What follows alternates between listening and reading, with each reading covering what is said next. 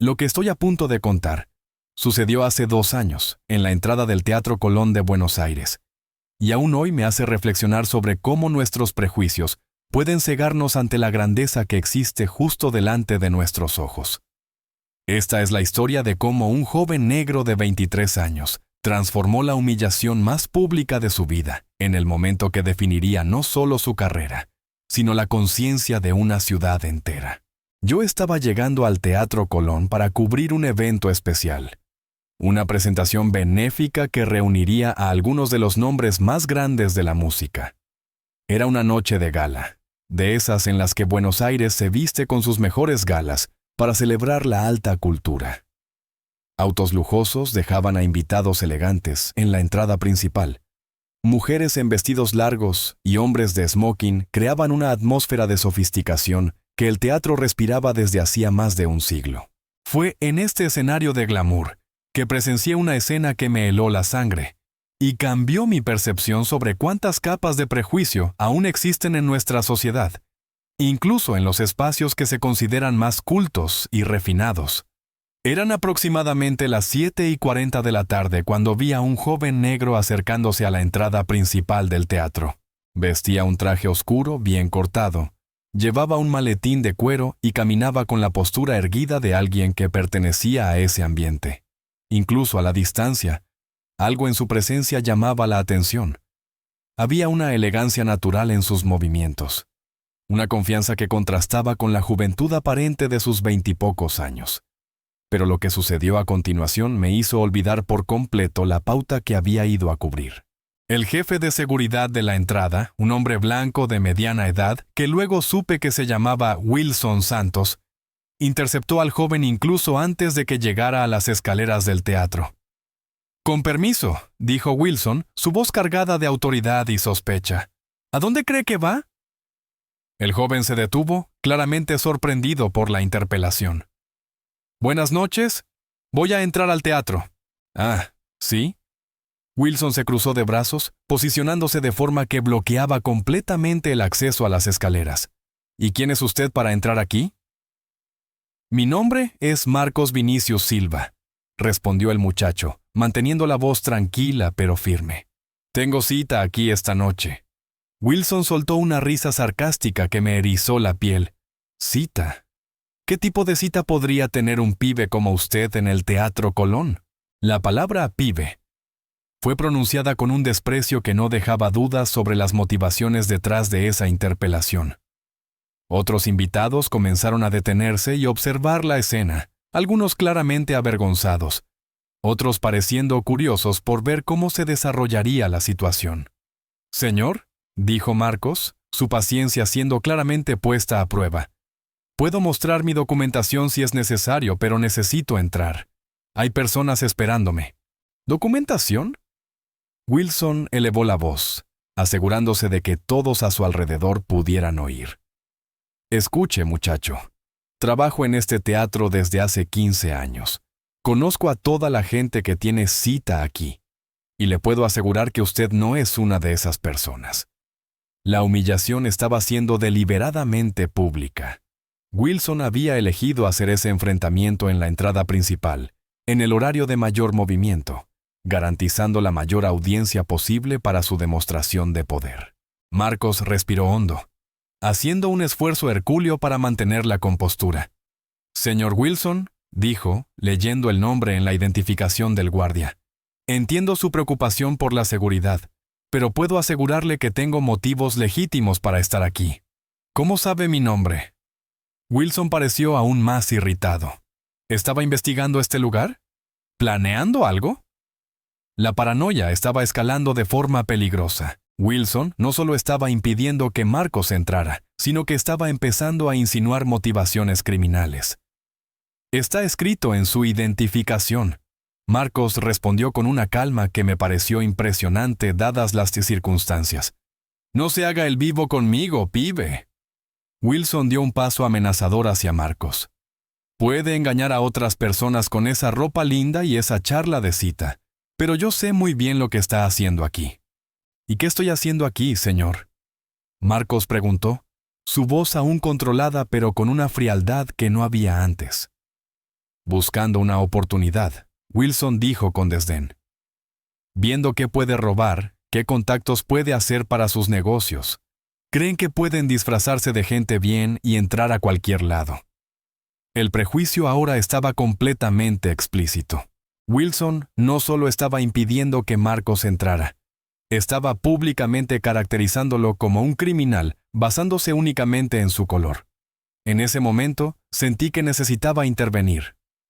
Como periodista, tenía la responsabilidad de documentar esa injusticia, pero como ser humano, no podía quedarme parado viendo a un joven ser humillado de esa manera.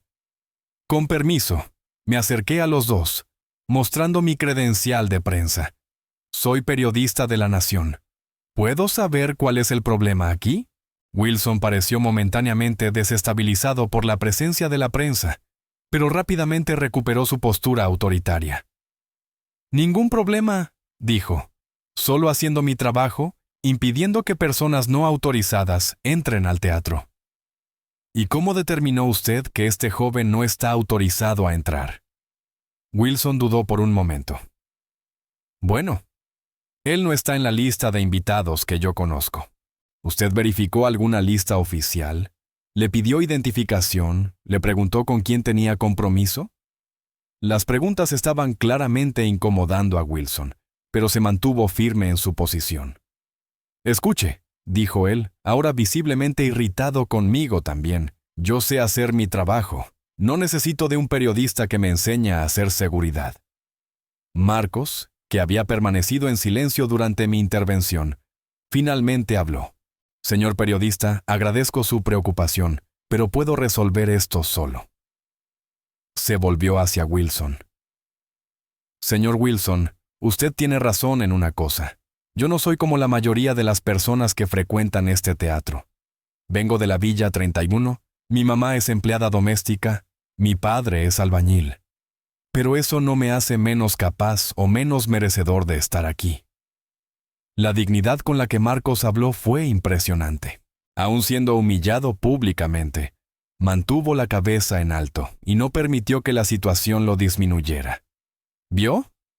Wilson dijo, como si las palabras de Marcos confirmaran su sospecha. Villa 31. Sabía que usted no era de aquí. ¿Qué negocio tiene en el Teatro Colón? Música, respondió Marcos simplemente. Música. Wilson se rió. ¿Qué tipo de música? ¿Cumbia? ¿Reggaetón? Esta no es una casa para ese tipo de ruido. La ignorancia de Wilson sobre música y su asociación automática de Marcos con géneros que él claramente consideraba inferiores revelaban capas adicionales de prejuicio, no solo racial, sino también cultural y de clase. Música clásica, dijo Marcos, su voz ganando una nueva capa de autoridad. Piano, específicamente. Wilson pareció genuinamente sorprendido. ¿Piano? ¿Usted toca piano? Toco. ¿Dónde aprendió a tocar piano en la Villa 31? La pregunta fue hecha con escepticismo evidente. En la iglesia de mi abuela inicialmente, después en el conservatorio con una beca, y más recientemente en la Universidad de Buenos Aires, donde me recibí de músico. Cada información que Marcos revelaba sobre sí mismo parecía desconcertar aún más a Wilson, quien claramente no esperaba estar confrontando a alguien con credenciales académicas sólidas. ¿UBA? Wilson repitió, como si no pudiera procesar la información. ¿Estudió en la UBA? Me recibí, corrigió Marcos. Licenciatura en música con especialización en piano. También hice una maestría en performance musical. La multitud de invitados que se había reunido para ver el enfrentamiento comenzó a murmurar. Era evidente que la situación había tomado una dirección que nadie, incluyendo a Wilson, había anticipado. En ese momento, una mujer elegante de aproximadamente 50 años se acercó al grupo. Yo la reconocí de inmediato. Era la maestra Helena Oliveira, una de las organizadoras del evento y una de las figuras más respetadas de la música clásica brasileña. ¿Qué es este lío en la entrada de mi evento?, preguntó, su voz cargada de autoridad natural. Wilson inmediatamente cambió de postura. Maestra Oliveira, disculpe el inconveniente. Solo estaba verificando las credenciales de este muchacho que quería entrar al teatro. La maestra miró de Wilson a Marcos, su expresión volviéndose progresivamente más seria a medida que comprendía la situación. «Marcos», dijo ella, dirigiéndose directamente al joven. «¿Por qué estás aquí afuera? Llevamos 20 minutos esperándote». El silencio que siguió fue ensordecedor. Wilson palideció visiblemente, empezando a entender que había cometido un error terrible. «Maestra», dijo Marcos, su voz aún tranquila, pero ahora con una firmeza que no había mostrado antes. «Parece que hubo un malentendido sobre mi presencia aquí». Elena Oliveira se volvió hacia Wilson, sus ojos brillando con una frialdad que hizo que todos a su alrededor se callaran por completo. «Señor Wilson», dijo ella, pronunciando cada palabra con precisión quirúrgica. «¿Sabe usted quién es este joven?» Wilson negó con la cabeza, claramente aterrorizado por la dirección que la conversación estaba tomando. «Este es Marcos Vinicius Silva, el pianista principal de la presentación de esta noche. Él fue específicamente invitado a tocar las piezas más complejas de nuestro repertorio, incluyendo el Concierto número 2 de Rajmáninov, una de las obras más desafiantes del piano clásico». Las palabras de la maestra cayeron como bombas sobre la multitud. Murmullos de shock y vergüenza se extendieron entre los presentes. «Más importante», continuó Elena, su voz ganando una intensidad que hizo que Wilson retrocediera físicamente. «Marcos es considerado uno de los pianistas jóvenes más prometedores de Brasil. A los 23 años, ya se ha presentado en el Carnegie Hall en Nueva York, en el Royal Albert Hall en Londres, y fue premiado en el concurso internacional Chopin de Varsovia». Cada credencial mencionada por Elena era como otro clavo siendo martillado en el ataúd de la carrera de Wilson. La humillación que él había infligido a Marcos estaba siendo devuelta públicamente, pero de una forma infinitamente más devastadora. «Maestra», Wilson intentó hablar, su voz ahora temblorosa. «Yo no sabía». «Él no dijo». «¿Él no dijo?» Elena cortó a Wilson con una frialdad glacial. «Él dijo que tenía un compromiso aquí. Dijo que había gente esperándolo. Dijo que toca piano clásico y que se graduó en la UBA. ¿Qué más necesitaba oír?» Wilson no tenía respuesta. La verdad innegable era que se había negado a creer en Marcos no por falta de información, sino por prejuicio puro y simple. «Pero él es muy joven». Wilson intentó una última defensa desesperada. «¿Cómo podría yo saber que alguien tan joven sería el pianista principal?» «Mozart compuso su primera sinfonía a los 8 años», dijo Elena secamente. «Chopin era considerado un prodigio a los 7. En la música clásica, señor Wilson, la edad no determina el talento». La multitud comenzó a dispersarse, muchos invitados visiblemente avergonzados por haber presenciado, y algunos por haber apoyado tácitamente, la humillación injusta de Marcos. Elena se volvió hacia Marcos, su tono cambiando completamente a uno de genuina preocupación. «Marcos, lo siento mucho por esto. ¿Estás bien? ¿Quieres que te dé un tiempo para que te recuperes antes de la presentación?» Marcos respiró hondo. Miró a Wilson, que estaba claramente devastado con la situación, y luego dijo algo que me sorprendió por completo. «Estoy bien, maestra. Lamentablemente, no es la primera vez que paso por esto. Probablemente no será la última». Hizo una pausa, mirando directamente a Wilson. «Pero la música siempre ha sido mi respuesta a la ignorancia. Prefiero tocar que discutir». La respuesta de Marcos demostró una madurez y elegancia, que contrastaban fuertemente con la mezquindad que había sufrido. En lugar de buscar venganza o humillación adicional para Wilson, él eligió el camino de la dignidad. Elena sonrió por primera vez desde que había llegado. «Es por eso que eres especial, Marcos. Vamos, tenemos una presentación que dar». Mientras se dirigían a la entrada del teatro, Elena se volvió una última vez hacia Wilson.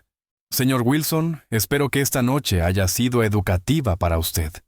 Le sugiero que reflexione profundamente sobre lo que sucedió aquí y sobre cómo sus prejuicios casi privan a nuestra audiencia de una presentación extraordinaria».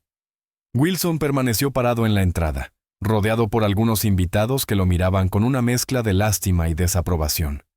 Su intento de proteger el teatro se había transformado en la exposición pública de sus propios prejuicios. Decidí acompañar a Marcos y Elena al interior del teatro. Como periodista, sentía que la historia apenas estaba comenzando, y como testigo de esa injusticia, quería ver cómo se resolvería. Marcos, pregunté mientras caminábamos por los pasillos ornamentados del teatro. ¿Puedo hacerle algunas preguntas sobre su trayectoria? Creo que su historia merece ser contada. Marcos dudó por un momento. Luego aceptó. Si eso puede ayudar a otras personas en situaciones similares, acepto. En los siguientes 20 minutos antes de la presentación, Marcos me contó una historia que era al mismo tiempo inspiradora y reveladora sobre las barreras que los jóvenes talentosos enfrentan en Argentina. Marcos había nacido y crecido en Ciudad Evita, un barrio humilde de la provincia de Buenos Aires. Sus padres, doña María y don Juan, trabajaban incansablemente, ella como limpiadora en oficinas del centro, él como albañil, para sostener a Marcos y a sus 2 hermanas menores. Mi primera experiencia con el piano fue en la iglesia de mi abuela, me contó Marcos. Ella tocaba himnos los domingos y yo quedaba fascinado por los sonidos que conseguía sacar de ese instrumento viejo y desafinado. A los 7 años, Marcos ya podía reproducir de oído las canciones que su abuela tocaba.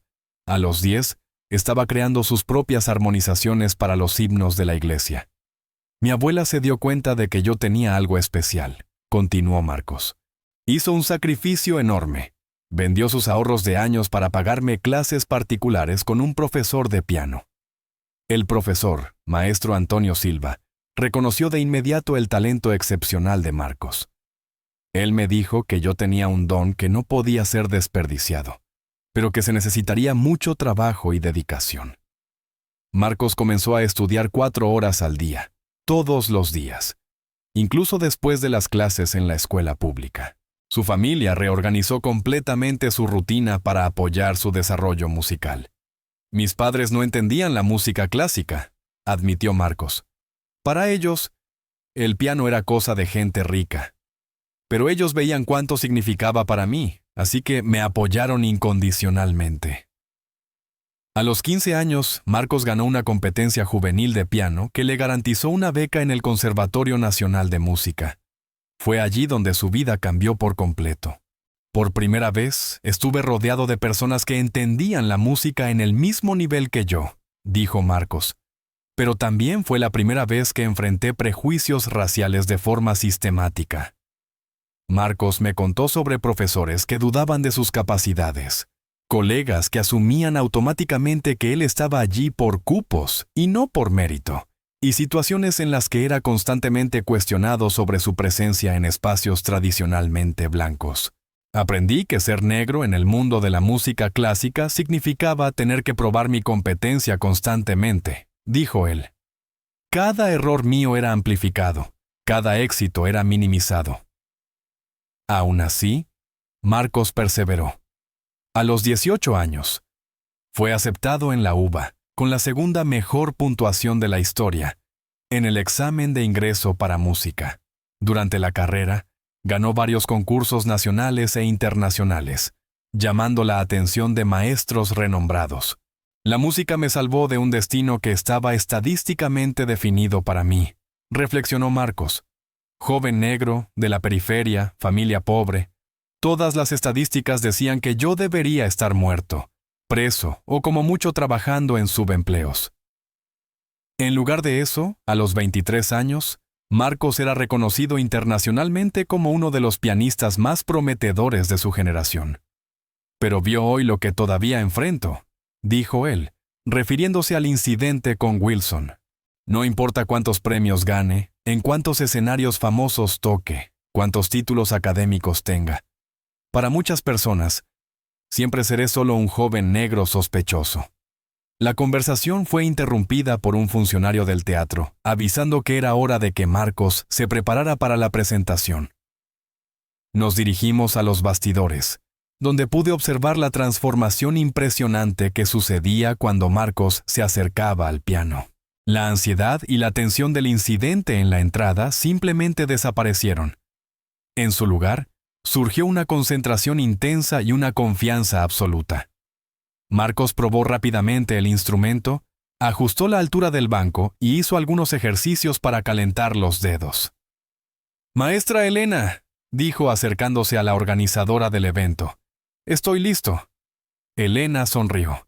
«Marcos, después de lo que sucedió afuera, ¿querrías que hiciera alguna mención especial en tu presentación? ¿Quizás explicara a la audiencia quién eres?» Marcos pensó por un momento antes de responder. «Maestra, prefiero que mi música hable por mí. No quiero que la gente aplauda por lástima o culpa. Quiero que aplaudan porque reconocen la calidad de la presentación». La respuesta demostraba no solo madurez, sino una comprensión profunda de cómo combatir el prejuicio de forma eficaz. Marcos sabía que la mejor respuesta a esa humillación sería una presentación impecable. La presentación comenzó a las 8:30. Cuando Marcos entró al escenario, hubo un murmullo notable en la audiencia. Muchos de los presentes habían presenciado o oído hablar del incidente en la entrada, y había una expectativa palpable en el aire. Marcos caminó hasta el piano de cola Steinway, que dominaba el centro del escenario. Hizo una elegante reverencia a la audiencia y se sentó al instrumento. Los primeros acordes del concierto número 2 de Rachmaninoff resonaron por el teatro, y fue como si el mundo entero se silenciara.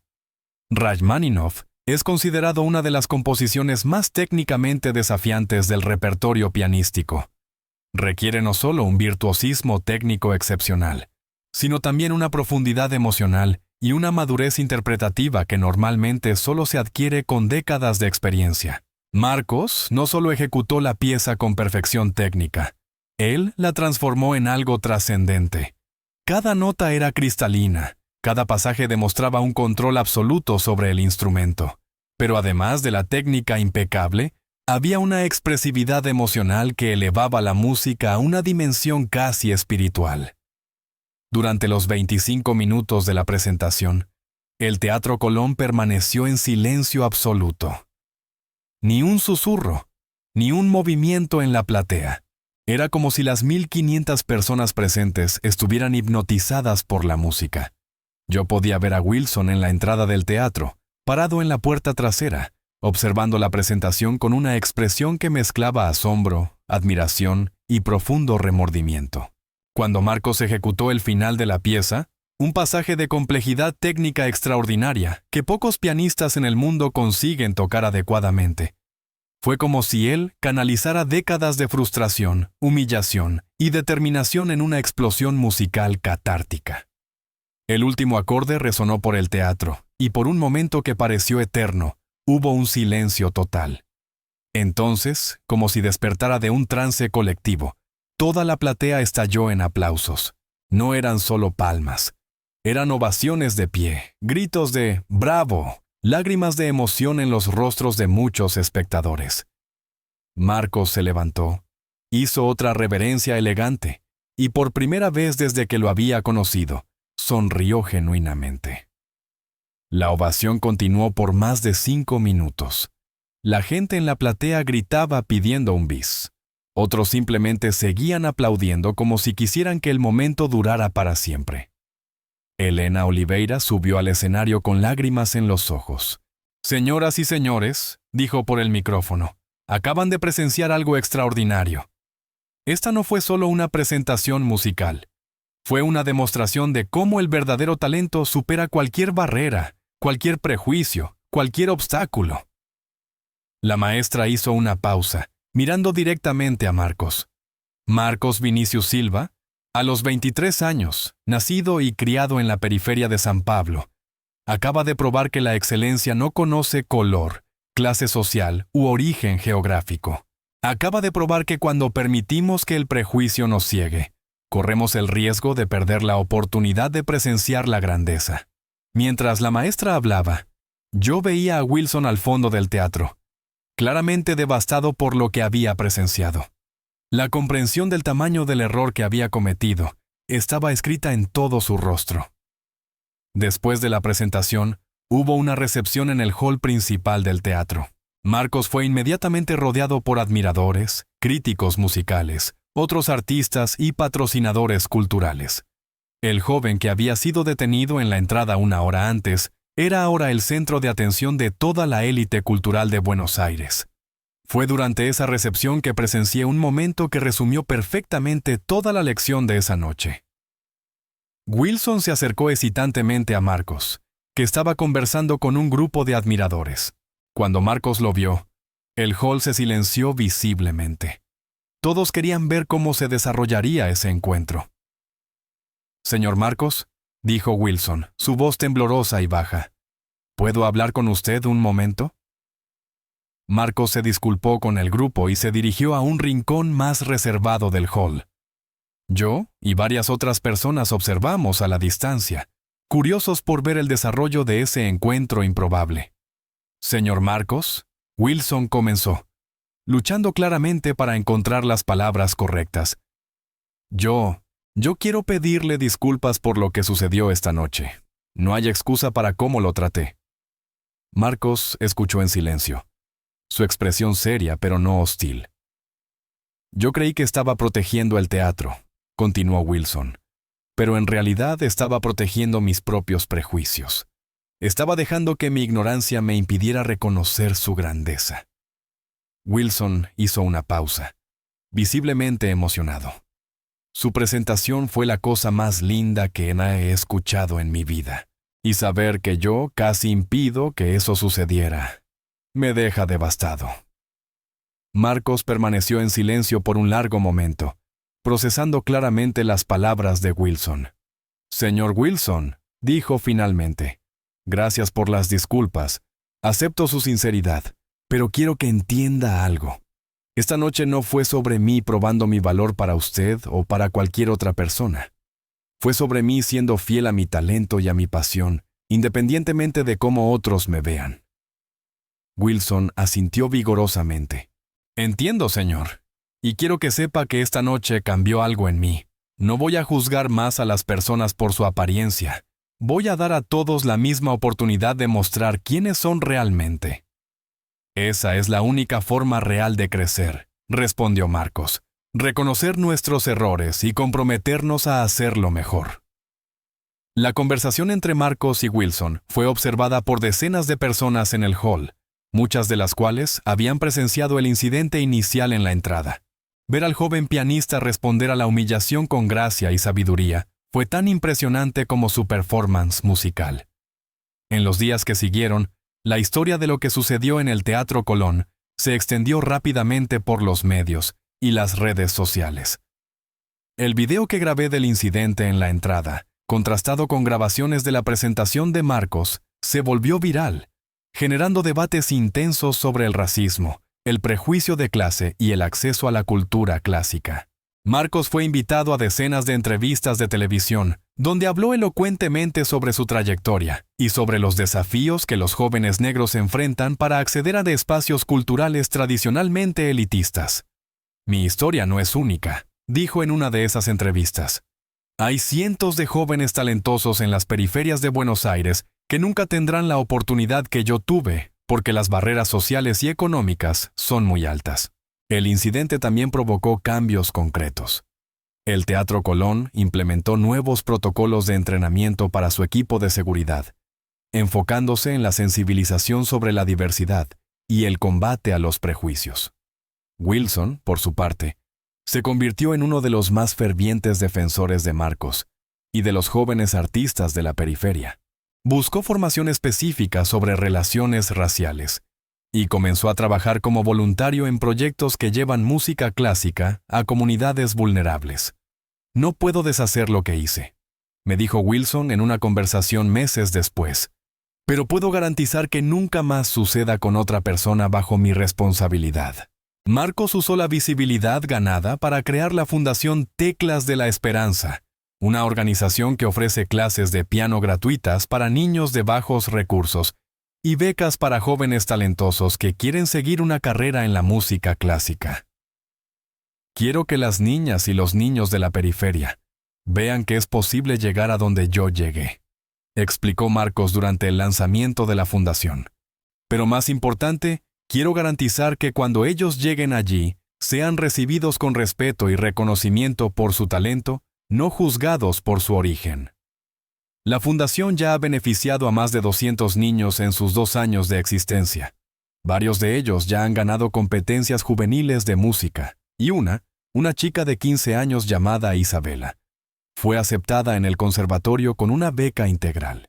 Marcos me mostró que mi color y mi origen no definen mi potencial, dijo Isabela en una presentación reciente. Me mostró que puedo soñar tan alto como cualquier persona. El trabajo social de Marcos también llamó la atención internacional. Fue invitado a presentarse en conciertos benéficos en varios países, siempre usando esas oportunidades para hablar sobre la inclusión social y la democratización del acceso a la cultura. La música clásica no puede seguir siendo un privilegio de una élite blanca y rica, dijo Marcos en una conferencia en el Carnegie Hall. Necesitamos abrir las puertas a toda la diversidad de talentos que existe en el mundo. 2 años después de ese incidente en el Teatro Colón, Marcos se convirtió no solo en uno de los pianistas más respetados de Argentina, sino también en una voz importante en las discusiones sobre diversidad e inclusión en la música clásica. Su historia inspiró documentales, libros e incluso una ópera basada en su trayectoria. Pero para Marcos, el impacto más significativo fue personal. Esa noche en el teatro me enseñó que mi música tiene un poder más allá del arte, me dijo en nuestra última conversación. Tiene el poder de abrir mentes, romper prejuicios, crear puentes entre mundos diferentes. Marcos también reflexionó sobre cómo la humillación pública que sufrió terminó convirtiéndose en una plataforma para cambios más amplios. Si Wilson no me hubiera detenido en la entrada, si no hubiera habido toda esa escena, quizás yo sería solo un pianista talentoso más, haciendo una linda presentación, dijo. El contraste entre la humillación y la ovación que le siguió creó una narrativa poderosa sobre cómo el prejuicio nos ciega ante la grandeza. Wilson, quien se convirtió en un aliado inesperado de Marcos, ofreció una perspectiva única sobre su propia transformación. Marcos me enseñó que reconocer nuestros prejuicios es el primer paso para superarlos, dijo Wilson, y que el cambio real solo ocurre cuando estamos dispuestos a confrontar nuestras propias fallas con honestidad. La historia de Marcos y Wilson también se convirtió en un caso de estudio en universidades y programas de entrenamiento corporativo sobre diversidad e inclusión, no solo en Argentina, sino en toda América Latina. Lo que pasó esa noche en el Teatro Colón, me dijo un profesor de la Universidad de Buenos Aires, que usa la historia en sus clases, ilustra perfectamente cómo el prejuicio puede privarnos de experiencias extraordinarias y cómo la excelencia puede ser la respuesta más poderosa a la discriminación. 3 años después de ese incidente que lo cambió todo, Marcos se convirtió no solo en uno de los pianistas más respetados de Argentina, sino también en una voz influyente en las discusiones sobre la inclusión social y la democratización de la cultura. Su fundación Teclas de la Esperanza se expandió a 5 países latinoamericanos, ofreciendo oportunidades musicales para más de 1000 niños de comunidades vulnerables.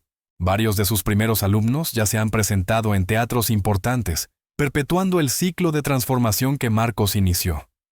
Wilson, por su parte, se convirtió en director de un programa de sensibilización sobre la diversidad para empleados de instituciones culturales en Buenos Aires. Marcos me enseñó que cambiar realmente significa estar dispuesto a confrontar nuestros peores impulsos y transformarlos en algo constructivo, me dijo hace poco. El Teatro Colón hoy exhibe permanentemente una placa en la entrada principal que dice: El arte no conoce fronteras de raza, clase u origen. Aquí, solo el talento define la grandeza. Fue una iniciativa del propio Marcos, que quería garantizar que ningún joven artista pasara por la humillación que él enfrentó. Mi experiencia esa noche me enseñó que no basta con tener talento. Marcos reflexionó en nuestra última conversación. Hay que tener la valentía de usarlo para abrir puertas que otros cerraron por ignorancia o miedo. Cuando veo a Marcos hoy, presentándose en los mejores escenarios del mundo o enseñando a niños de la Villa 31 a tocar piano, recuerdo cómo esa noche terrible se transformó en el catalizador para cambios que van mucho más allá de la música. La última vez que vi a Wilson y Marcos juntos, Fue durante un concierto benéfico de la fundación. Wilson estaba en la platea, aplaudiendo orgullosamente, mientras varios niños que Marcos había descubierto se presentaban en el mismo escenario donde todo comenzó. ¿Sabe qué es lo más increíble de todo esto? Wilson me dijo esa noche. Marcos podría haberme odiado para siempre por lo que le hice. En cambio, me dio la oportunidad de ser parte de la solución. La transformación de ambos hombres, el joven pianista que convirtió la humillación en propósito y el guardia de seguridad que transformó el prejuicio en alianza, resume perfectamente la lección más profunda de esta historia. Que nuestra respuesta al odio y a la ignorancia define quiénes somos realmente. Si esta historia tocó tu corazón de la misma forma que tocó el mío, por favor, dale like a este video y suscríbete al canal para más historias reales de superación y transformación social. Comparte esta historia con personas que necesitan que se les recuerde que el talento no tiene color, que la excelencia puede superar cualquier barrera y que todos merecemos ser juzgados por el contenido de nuestro carácter, no por el color de nuestra piel. Y cuéntame en los comentarios. ¿Has presenciado o vivido alguna situación de discriminación que tuvo un final inesperado? ¿Cómo reaccionarías si estuvieras en el lugar de Marcos o en el lugar de Wilson? Tus experiencias y reflexiones pueden inspirar a otras personas que enfrentan desafíos similares. El camino de Marcos nos enseña que la verdadera victoria sobre el prejuicio no viene de la venganza o la amargura, sino de la excelencia que no puede ser negada y de la compasión que transforma a los enemigos en aliados. Que cuando respondemos a la ignorancia con gracia y al desprecio con dignidad, no solo nos elevamos a nosotros mismos, sino que creamos oportunidades para que otros también crezcan, porque al final, lo que sucedió esa noche en el Teatro Colón no fue solo sobre un joven negro probando su valía en un mundo que inicialmente lo rechazó. Fue sobre el poder transformador del arte, sobre la capacidad humana de reconocer errores y cambiar, y sobre cómo un momento de humillación puede convertirse en el primer paso de un camino extraordinario de impacto social. La música de Marcos continúa resonando mucho más allá de las salas de concierto, en las vidas de los niños que él inspira, en las mentes que él abrió y en los corazones que él tocó. Y tal vez esa sea la ovación más grande de todas. No los aplausos de una noche, sino el aplauso silencioso de una sociedad que se vuelve un poco más justa, una persona a la vez.